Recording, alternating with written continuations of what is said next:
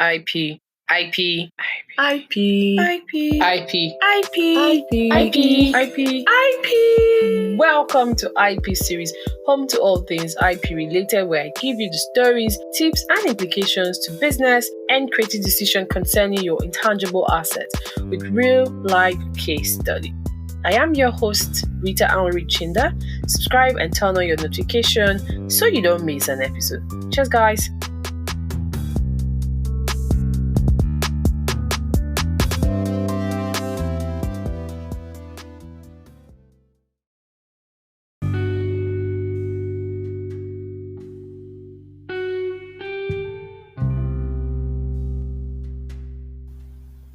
So, IP friends, today's episode I'm super stoked about it because this is going to be my first movie slash series review in relation to intellectual property. Now, if you love horror movie, I know they are extreme horrors, but then if you love gothic horror and the fusion of intellectual property, which is like our major conversation for this podcast, then you are in for a treat. So it turns out that over the weekend, I had initially saved it, but I didn't really know what to expect. So I saw a message on the group I belong to, which was kind of like a prompt for me to go back and check the movie out. And when I started watching episode one, I couldn't wait to finish it. So today's episode, we're going to be discussing the Netflix miniseries titled The Fall of the House of Usher, based on the works of Edgar Allan Poe. So you know that as a copyright owner, if you're a book author, you enjoy certain exclusive rights to monetize and commercialize your work in form of a production rights, publishing right, distribution right, adaptation right, translation right. Now, this movie is an adaptation of Edgar Allan Poe's movie. Now, this Fall of the House of Usher tells the story of a corrupt pharmaceutical dynasty that is haunted by a mysterious woman who kills their heirs one by one, and each episode tells the story of each of the heirs died, how they all died. The series is not only thrilling and gruesome adaptation of Poe's story, but also a clever commentary on the ethical and legal issues of intellectual property in the modern world. And there are certain IP elements that came to mind when I was watching it, and I think I paid more attention from episode three, which is what is inspiring today's episode. So let's get in.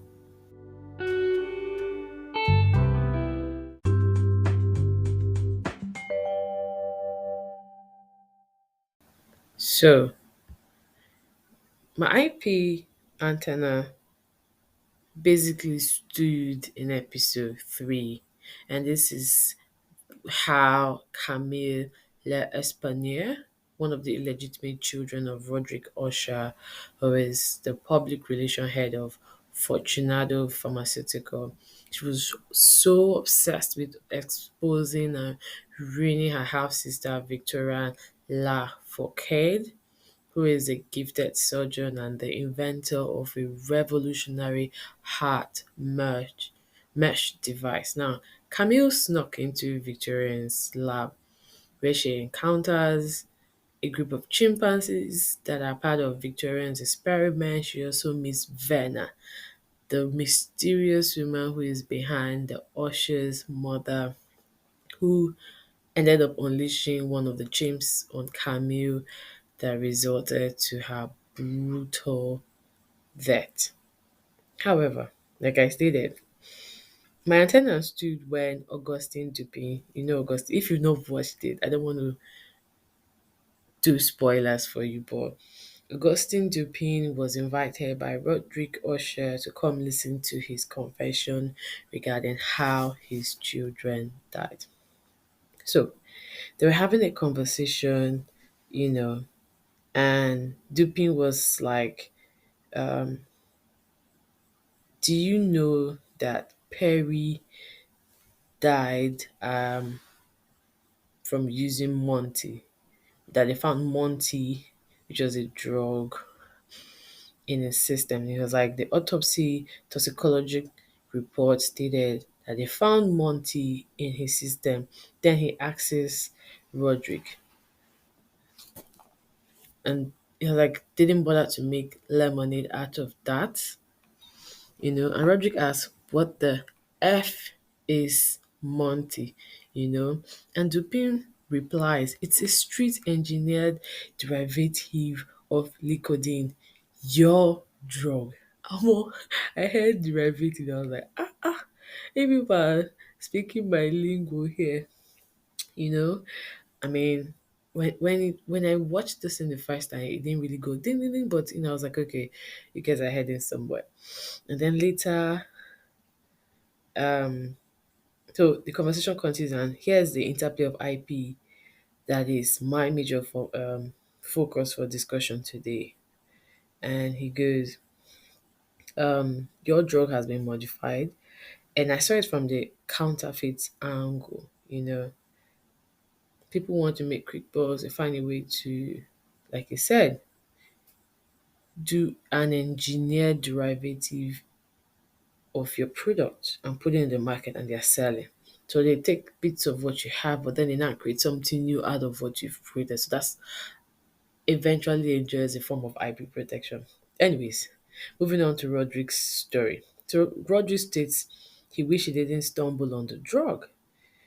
You know, he stated again that he assumed that the chemist wasn't lying about how addictive nicotine was, the addictive property of nicotine. Like took it back to, so they now did like a flashback to when Roderick went to make a pitch to Rufus Griswold, and after everything, Griswold went ahead to buy the pharmacy or the company where the chemist worked. So Fortunato ended up buying Lando Pharma.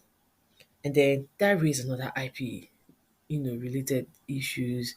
And I was like, you people are just using me to catch cruise this afternoon. So first one was like when Roderick barged into the office and was like, "You played me, you took my drug, it couldn't belong to me, blah blah blah blah," you know. And Rufus was like, "Do you have an exclusive agreement with the chemist?" Now this highlights the importance of signing IP assignments for a product. That way, when the IP owner decides to want to monetize a form of selling or licensing, they will always tell the person that, "Oh, I have a middle person who acts on my behalf. He has the assignment to do certain things for me." I hope that makes sense. So he was like, an IP owner. Okay, so basically, an IP owner always identifies the commercial value, and Roderick never understood the commercial value because when he barged in and screaming, "You stole," or "You took my product, you took my product," Rufus from the pitch saw the commercial value. And this is another thing that, startups or people looking for funding always tend to miss out. You forget about the major thing or the price, which is the commercial value that they will be offering. I always say register your work, but people always say they can afford it. But if you really are intentional about your brand, you're going to consider that. Sign an exclusive agreement, you know. So other than signing exclusive deals or exclusive agreements, you need to do your IP diligence to verify that the person who you are in talks with doesn't have any encumbrance. Now we'll see that Roderick claimed to have had he had prepared a deal with a chemist called Metzer, who happens to be an employee of Lando, now Fortunato. And according to Rufus Griswold, who is the director or CEO of Fortunato at that time, he stated that Metzer doesn't own the IP in legato. So you now have issues as to IP ownership, why on the course of employment, what does your IP contract state, and Griswold's being a good business person went ahead to read the clause. It was like the IP clause reads as follow. Any IP Metzer creates while in their employment especially utilizing landlord's facilities, shall remain the sole ownership or blah blah blah. And so landlord owns it all. Closing remark, I guess. That's why he is a chemist and not a lawyer. Today, so proud. Okay, kidding. Not kidding at the same time. But you get my drift. So in everything you're doing, ensure that you are dotting and crossing your eyes properly. Don't get carried away by oral promises. And if you're an employee in a company, you're creating or you're developing or inventing something, make sure that your employment agreement, especially the IP clause, categorically states when and how you can own anything that you create. So if the company like um Lando's agreements, yeah, Lando Pharma agreement, which Griswold read for Roderick, states that while you are employed, especially utilizing their facilities. So you see, they're expressive and not ambiguous. If you use their facilities while you're in the employment, anything you create belongs to them. So that means if you don't use their facility, it belongs to you. So it's best that other than leave it that way, you go further to expatiate it. So in the event of a dispute, to tender it as your document. Lessons always have a lawyer read your contract before signing a document. Now, Roderick's counter offers or counter arguments was that Ligodon was his idea, which Griswold responds to say an idea is nothing. IP doesn't protect an idea unless we see the invention, the creation, the drug, the product, whatever it is. And then he goes to say it's a that so he says it's a fact that your brain makes when it comes to when talking about ideas. I say an idea is a fact that your brain makes. So when it comes to IP, ideas are not protected unless we can see your invention or creation, which I've just said. Um, Rufus further advises Roderick says if you patent an idea, then it's an asset. Rufus saw the commercial value, hence why he went for the big ship. He went to get the Lando farmer to be able to get Mensa the chemist, you know? Then he was like, and that's the truth. And that is really the truth. Roderick was then offered $500, and Rufus said, I'm giving you my gratitude, and my gratitude is worth $500, which he called finder's fee for an idea. But in real life, there's nothing like finder's fee for an idea. So get. So he says, I'm offering you nothing. I'm offering you money for nothing, for words, for hot air. That's how the real world works. So be alert and decide on your short ride to success. And as we can see, or as we saw, Rufus Grease was finally telling Roderick, stating, you could be next door to me, blah blah blah. If you watch the whole, like I said, we're going to give you guys spoilers, but please go and watch it. Now, let's get back to the phrase, when life hands you lemons. I'm sure a lot of us will say, when life hands you lemons, make lemonade. Omo, Roderick changed it in this movie. Like when he was talking, I was like, person they think like this. So Dupin says, he responded like we would have all responded. When life hands you lemons, make lemonade. Roderick is like, no. Hey, my brain open. I say I must hear this. So let's follow this genius Roderick Usher's step two, the whole lemon story. So he starts first, roll out a multimedia campaign to convince people that lemons are incredibly scarce, which will only work if you have a stockpile. So I'm reading verbatim for verbatim because I had to pause. I tried to screenshot, but it was coming up blank because I wanted to do like a carousel to tell the story. But I said, what better way to interact with my IP friends? I'm going to tell you the story. Okay, so I think this is like the only spoilers. It's not really a spoiler, sha, but if you're an IP person, it might be a spoiler for you, but please check it out. So let me continue. He said, first roll out a multimedia campaign. I think this will apply for big companies like the Amazons and the Microsoft and the Apple Inc.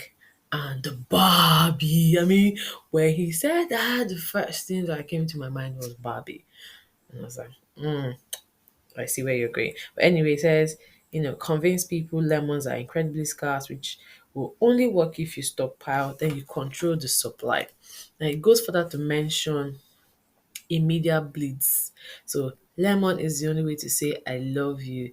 The most positive or negative accessories, limited edition lemon bracelets, lemon yellow diamonds called lemon drops. It's giving Barbie for me and pink. Is this the Barbie collection? Like anywhere you see pink. I mean the face is as phased out, but you know, a month to when the movie was to premiere, a week to it was pink. Ah, anyways, I think I also did like a pink theme carousel that period just to follow. But let's talk. So he goes to say, Apple operating system OS Lemon with an accent. So I didn't catch the accent. Pardon me now. I be pure Niger babe. So let's say no, I don't have. Let's move on. Timot Chalamet wears lemon shoes at Kings. Rocher, hashtag campaign lemon. OMG, hashtag lemon. So he mentioned Billie yes, Eilish, and I love her. Honestly, I really love her. I shall like her. Then my favorite part was when he said, "Then you patent the seed," and I was like, "Patent the seed for Niger? No. In America, yes." Anything is possible. Write a line of genetic codes that make lemons look like. So he said, make it look a little more like TITS.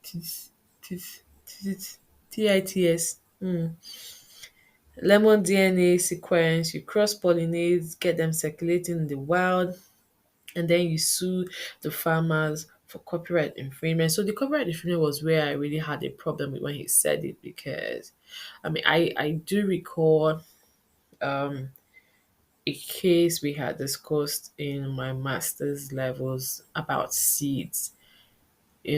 Farmers cross pollinated to the next farmer's hectare of land, he produced and he was suing for infringement. Me, when I nature take it goes, whew, breeze, oh yeah, exchange, that kind of thing. So he goes to say you sue the farmers for copyright infringement, which I think is a bit wild and mean and bullish. But you know, when that genetic code shows up on their land, yeah, um, then sit back and make in. Okay, so the word he used was rake in the millions.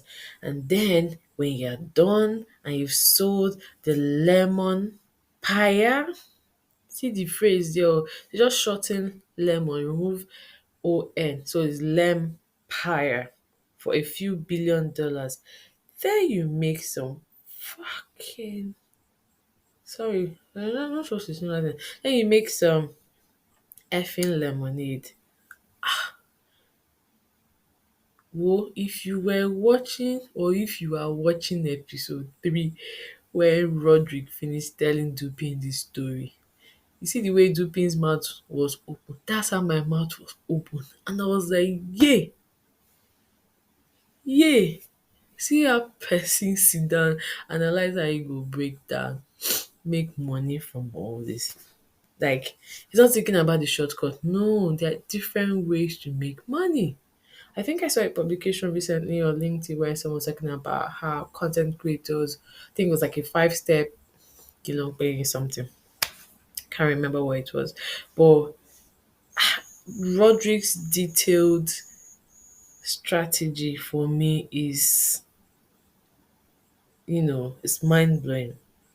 So because I'm based in Nigeria, I picked out a few things and I thought to, share with you what would have happened if it's in Nigeria. Do we patent seeds in Nigeria? No. But we have um, a law called the Plant Variety Protection Act, which the former president, President Mohamed Buhari, was gracious enough to sign before his tenure expired. So I'll take you through the summary of the act. Not going to go into details, but then one thing I would say, okay, yeah, one thing I would say is I also had to do a bit of digging with regards to the US IP system because they applied the first to use principle, we applied the first to file principle. So you see, Roderick details first to use. Go through all that marketing campaign, media blitz, create and collaborate, limited edition, sprinkle it so that people will fall for your trap. Then you sue them. That's the first to use. That's how first to use works. First to file here. Sharp sharp go and file your thingy. Don't be waiting until tomorrow. So how are seeds protected in the US and Nigeria will be our next conversation. Now, from my little research in the US, plants and seeds can be patented if they are defined by a single DNA sequence, if created by one person. Now, seed breeders enjoy a multi-layered form of IP protection in the US. So they enjoy patent protection for their seed and also plant variety protection after obtaining the plant variety protection certificate in the new variety that has been created. Now, there's this debate and issue with private varieties and public varieties of seeds, and with advances in biotech genes, um, uh, talking about specific inheritable traits that can be transferred to another crop variety, which then creates a genetically modified variety. Yeah, I know I'm speaking plenty big meetings, but bear with me. You know, plant variety also aids innovation in plant breeding and increases the diversity of seeds available to farmers. Um, Traits a seed or plant IP must have they include they must be uniform. Um, they must also have agrochemical resistance, and that is I'm talking about negative traits the seeds that must have in the US and the animals. And then you're going to be talking about diversity, regional adaptation, and lower resource use. I think that will apply to the positive. Sorry, so I talked about private and public, but switch them anyhow you want. But that's basically it. Now in the US, this is issued by the USDA. And then you also need to consider agricultural marketing services. However, you found out that, or from my research, I found out that farmers and seed breeders are not allowed to reuse a new seed variety. Isn't that interesting? So let's use Roderick's analogy of the lemonade that he, gave us the long story. Let me get to because I had to put it down so I don't miss it. So it says other than the teeth lemon DNA sequence, he also talked about uh, mm, so I'm seeing rollouts XYZ, India Bliss. So yeah, the DNA sequence, and then you wait to sell for a few billion. So yeah, the lemonade DNA sequence is where this our conversation is going to come out from. um so the US also has like a plant patent usually issued by the US Patent and Trade Office and applies to flowers, ornamentals, and tree crops, while utility patent will include patents issued for new crop varieties, cultivated plants, hybrids, inbreeds, and breeding lines, but no exception for reuse by farmers and other seed breeders. So that's about it about how you can protect your seeds and plants and crop, trees, vines, flowers in the United States. Now let's come back do we, for Nigeria, how do we do it here in Nigeria? Now, if you also want to learn more about plant variety protection, I had that I think mm, in 2020 interviewed, I had a guest coming to talk to us about plant variety, UPOV, and everything you need to know. So let me just get that episode so you can check it out. So it's called Understanding the Uncommon IP Code Plant Varieties and Breeders' Rights. So I had interviewed Yolanda Huerta, who is the legal counsel and director of training, who was the legal counsel and director of training and assistance at UPOV. So she talked, gave her opinions about it. Now it was published 25th of November 2020, almost 3 years next month. So you're welcome. Now, in Nigeria, by virtue of Section 13 to 16, it lists the condition for protecting a variety of seeds and plant genera and species. Now, Section 12, which enlists that um, the seeds must be new, distinct, uniform, and stable. Now, if it has not been sold or disposed to any other person for the purpose of exploration, then you can say the seed in question is new, is uniform, is distinct, and is stable, right? How do you apply for a plant variety protection in Nigeria? See section 17 and 28 to be properly guided. Or wait, hold on, let me read it for you guys. But I'm not going to read everything. Should I? No, I won't. Okay. Section 20 talks about right of priority. 19 talks about variety denomination. Section 28 of the Nigerian Plant Variety Protection Act talks about provisional protection. Now, did you know that you can object to the proposed grant of someone getting a breeder's right in Nigeria? You must do that within 1 month after the publication has been made in line with Section 23. Kind of similar to trademark registration, where the registry publishes the journal, but in trademarks situation, it's going to be 3 months and not 1 month. Then you have to look out for the grounds for objecting found in section 25. I'm going to take it again. Section 12 talks about protection of variety under this act shall apply to all plants and genera and species. Section 13 talks about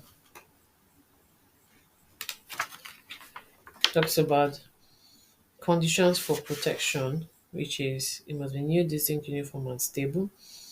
And the grant of the breeder shall not be subject to any further or different condition provided that the variety is designated by denomination in accordance with section 19.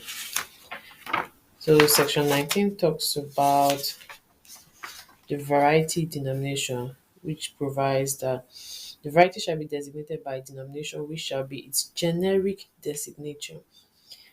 Subject to subsection 6, the right in designation registered as the denomination of variety shall not hamper the free use of the denomination in connection with the variety. The denomination shall enable the variety to be identified, shall not mislead or cause confusion concerning the characteristics, value, or identity of the variety or the identity of the breeder, shall be different from every denomination which designates in the territory of any member of the international organization dealing with plant breeders' right, matters to which Nigeria is party to. Apologies if you're hearing sound, ruffling paper sounds. Just trying to get the act up in front of me. I don't have the e-copy. I have the hard copy, which I had to download and print out. Yeah. So UPOV, like I mentioned, means Union Internationale pour la Protection des Obtentions Végétales. That's the full um, interpretation of UPOV.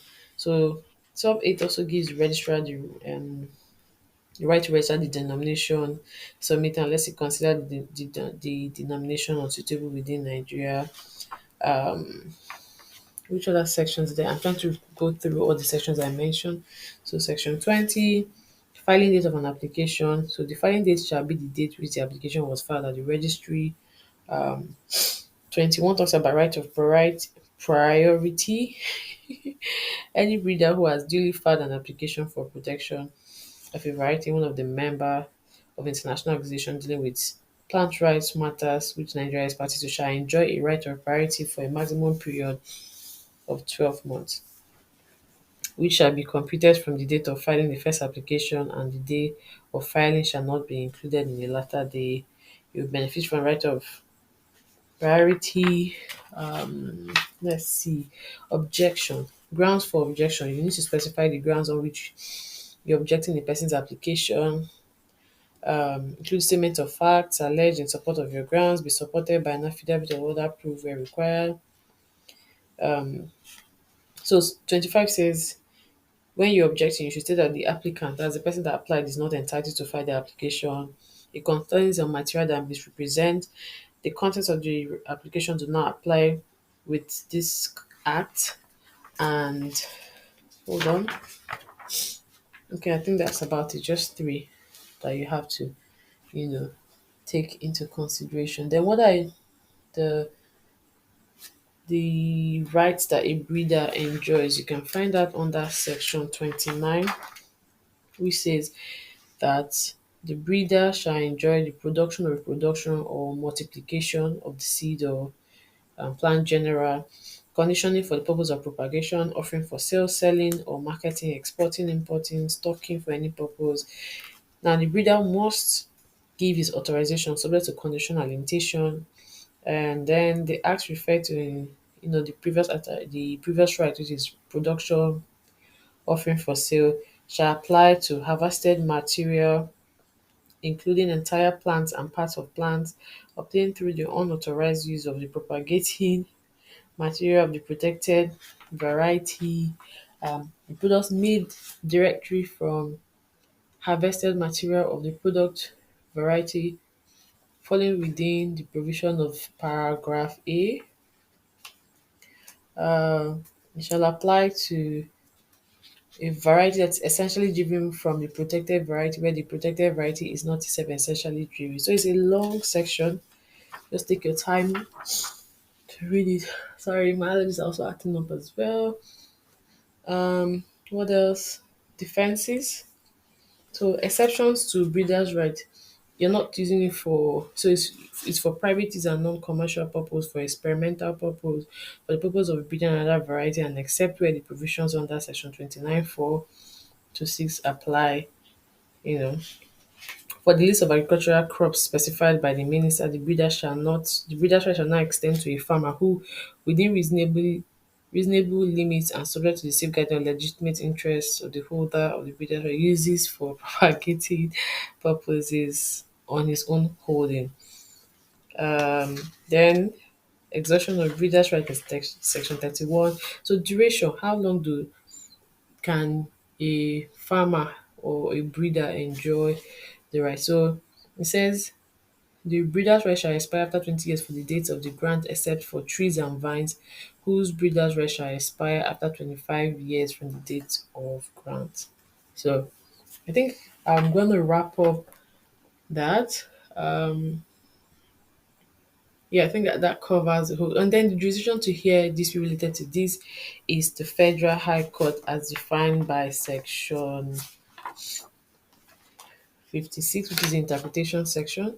So the court that will hear disputes on breeders' right to be the Federal High Court. Well, yeah, thank you. Thank you. And that's it for breeders' right. We're going to focus on intellectual property rights in the pharmaceutical industry and patent, and then talk a little bit about Napoleon Usher, who had a company that who prior to Camille's death, she was jabbing him, stating that the work he created didn't belong to me, as he was hiring other persons to, you know, create the products whatever. But yeah,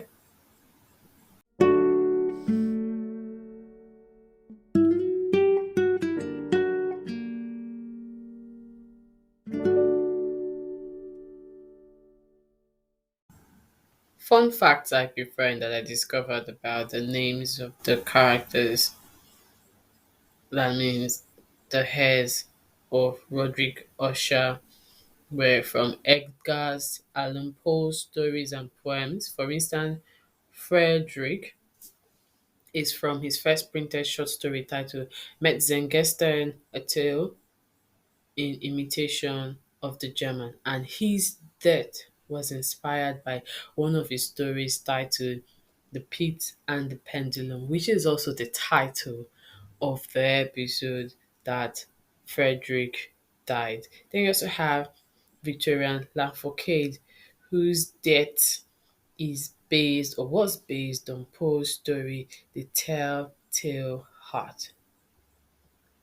How creative are the everyone involved in this mini series, how creative are they?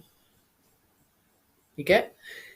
I'm truly, truly inspired. Trust me, guys. Now, to the next part of my story, which is pharmaceutical patent protection. I wouldn't want to delve into world trade law and how they relate to this story. But then you might be wondering, what does patent law have to do with a gothic horror story? Well, as you may know, the Usher family made their fortune by developing and selling drugs that were supposed to cure um, various diseases and conditions. But I think the primary focus of research for Roderick was, they were inspired. He and his sister Madeline were inspired to look for a cure, um, something that will ease the pain for people suffering from terminal diseases.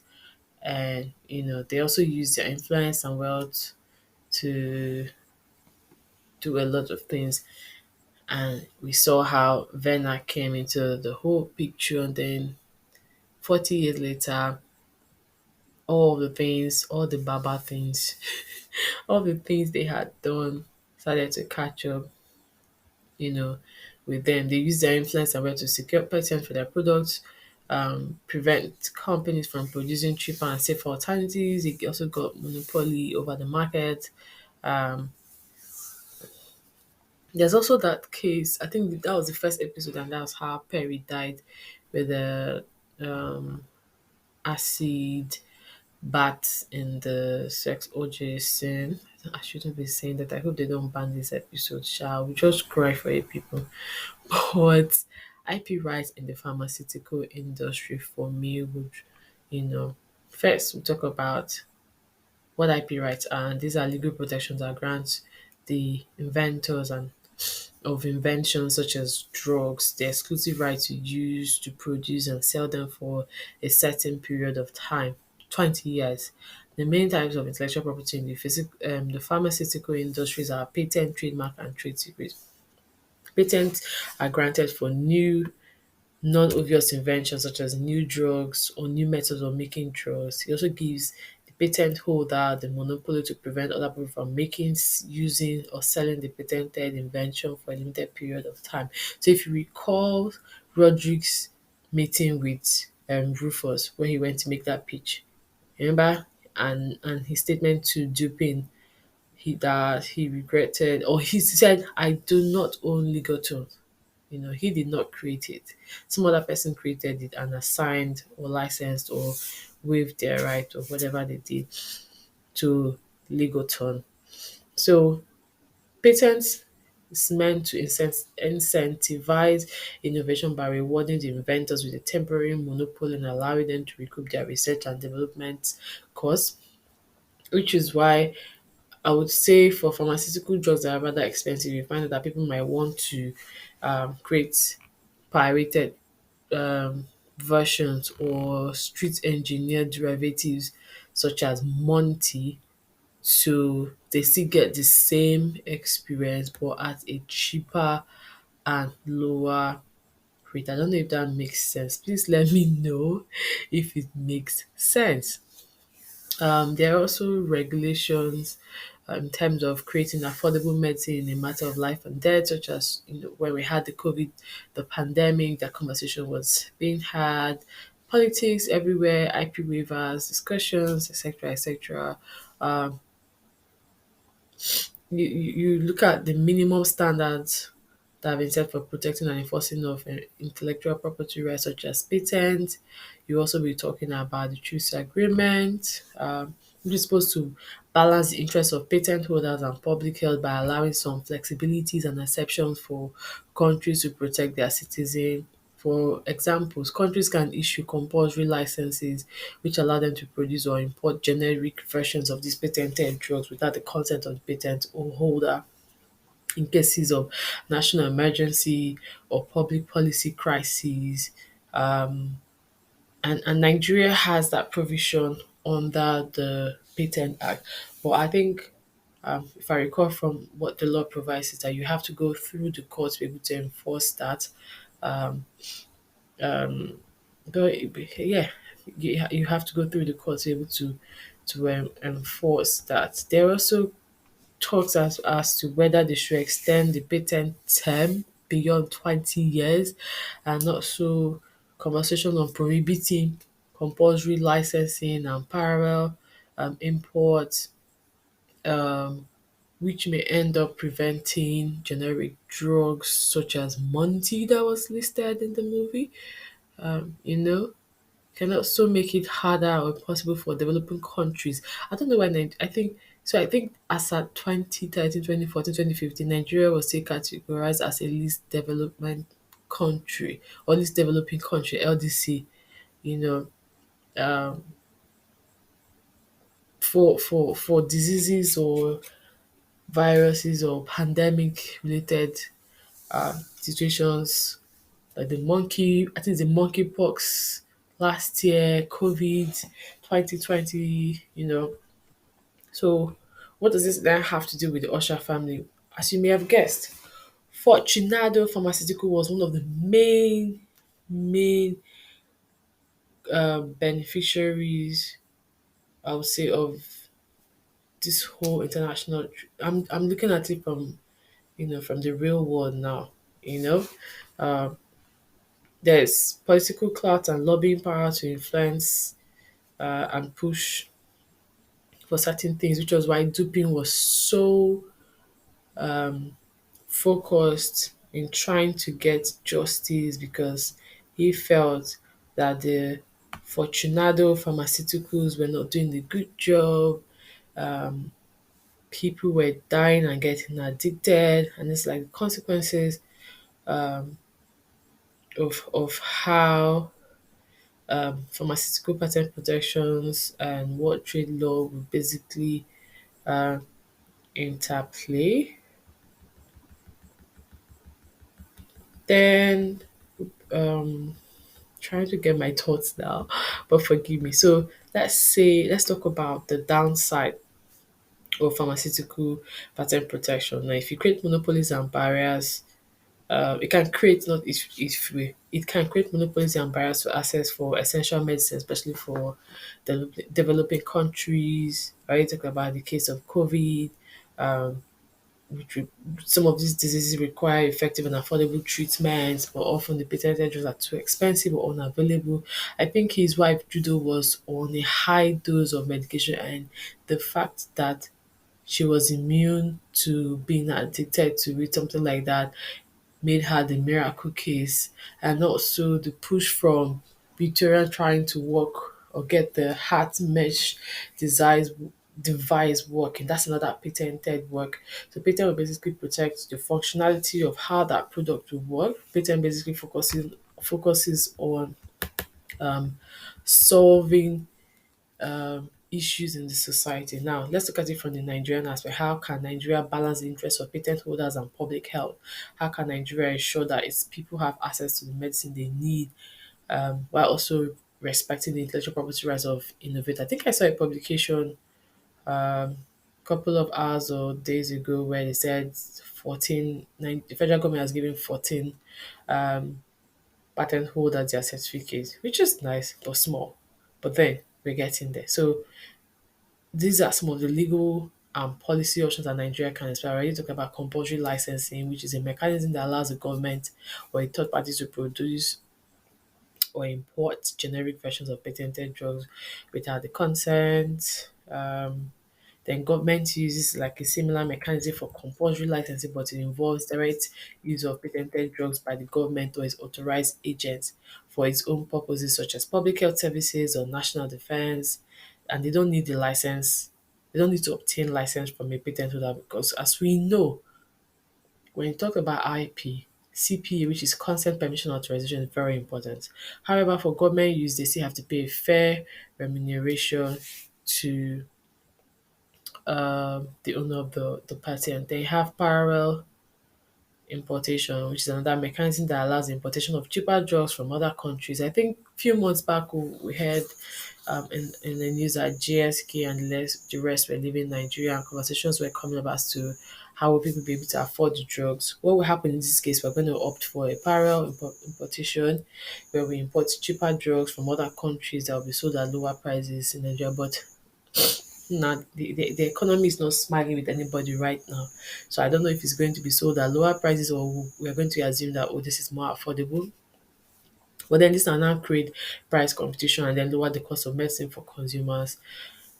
However, this mechanism is subject to international exhaustion of rights, which means that the patent holder can only prevent parallel import if they have not authorized the sale of their drugs in another country. So that's phase one, which is patent.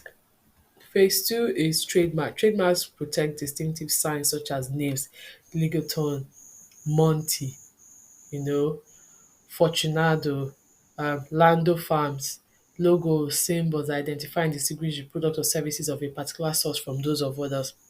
It helps consumers to recognize and trust the quality and safety of the products or services they buy. Trademark can also help producers to build brand loyalty and reputation. For instance, paracetamol in Nigeria, people ask it for M&B or Emzo, you know.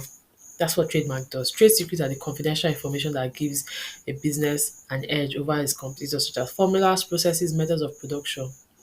And they are protected by keeping them secret and preventing unauthorized disclosure or use by others, and can last in perpetuity as long as it remains secret and valuable. Now, still talking about the fall of the House of Usher. Remember when?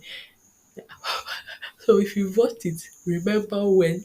If you haven't watched it, when you're watching, when Victorian um killed. Oh, I can't help it.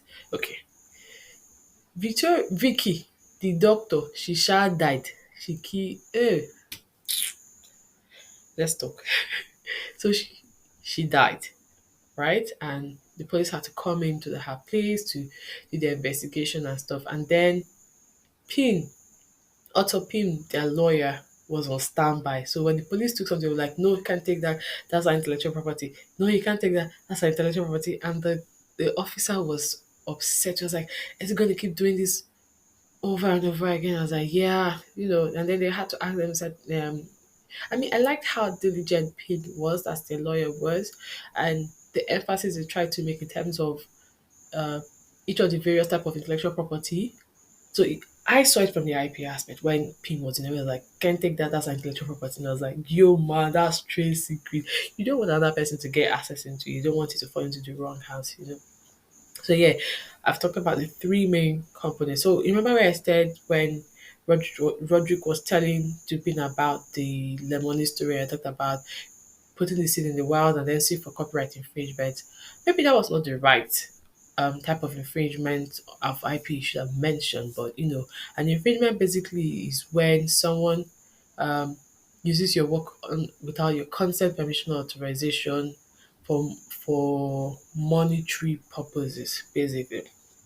Now, intellectual property rights in the pharmaceutical industry can have both positive and negative effects on access, affordability, and innovation of drugs. On one hand, intellectual property rights can encourage innovation by providing incentives and reward for inventors and inventors to develop new and better drugs. It can also foster competition by creating a market for generic drugs that can enter the market after expiration of patents.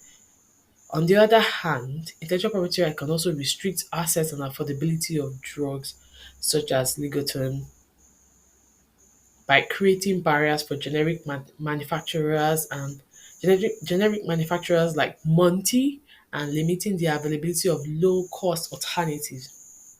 IP rights can also hinder innovation by creating patent thickets that block or delay the entry of new competitors or by discouraging the sharing of knowledge and technology among researchers. The balance between IP rights and public health is a complex and controversial issue. And I agree, the pandemic was a clear example of it. It requires careful consideration of the interests and needs of different stakeholders such as inventors, producers, consumers, government, and the international organization. There's not a one size fits all solution for this, but rather there's a need for context specific policies and strategies that can promote both innovation and access to essential medicine for all. Now I'm going to talk about two of the legitimate children, that's Napoleon and Tamari. Now Napoleon, he was into games but hired people to develop and then he was the face. Same thing with Tam, who had a wellness fitness thingy going on with her husband, but she had her own issues anyways, and she and the husband ended up splitting. But prior to that, there was this dispute as to when you're talking about our brand and she's emphasizing my brand. I mean, someone's ready. I mean, you're married. So what happens when couples decide to create a brand themselves? Who bears or who owns the work? It should be expressly stated, so that when dispute like this arise, such as one with Tama, her husband, you know what to do. But I think her husband really loved her, but she wasn't in love with him. But then back to Napoleon. So in an event where you hire someone, please sign a work for hire agreement or categorically state in the personal agreement that they were hired to specifically do X and that they will assign all of their rights to you. Take note that now under the Nigerian Copyright Act, moral rights cannot be assigned. So all of you that anyone, let me not say all of you, but if you're fond of putting or if you see in your clause in moral rights in perpetuity, it's no longer enforceable in Nigeria. The law states that if a moral right was transferred, either by operation of law or can't remember the other one now, but it will only last for the term of duration that the copyrighted work lasts. So in employment related issues, whether it's for patent or trademark, ensure that you categorically state who owns the work. The owner of a work and the author of a work are two different things. The author is the person that created it. The owner is the person that gets to commercialize and monetize it at the end of the day. And I think that's what Napoleon and Tam were actually doing. So if you have not watched The Fall of the House of Usher yet, I will recommend that you please do. So if you have a thing for horror, please do. If you don't, stay away but listen to IP series podcast. Okay? Yeah. And with that, we've come to the end of episode 116 of the IP series podcast. Thank you once again for listening to me. If you enjoyed this or you learned something, please subscribe to my podcast. Leave a review. Send me a voice note, send me an email to ipseriesinfo@gmail.com. Thank you, IP friends, for listening. Until next time, stay safe and stay curious. Mwah.